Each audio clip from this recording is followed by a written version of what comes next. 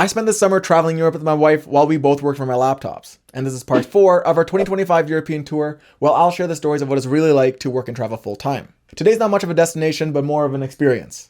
On our way out of Slovenia, our train had to stop due to track maintenance. We ended up staying at this diner who had a unique spin on the classic fish and chips.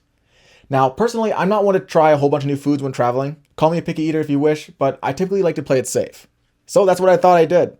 We both ordered a classic fish and chips, thinking it's a safe bet, not knowing that in Slovenia, they do their fish and chips a bit differently. And what they brought out was the last thing I expected to see.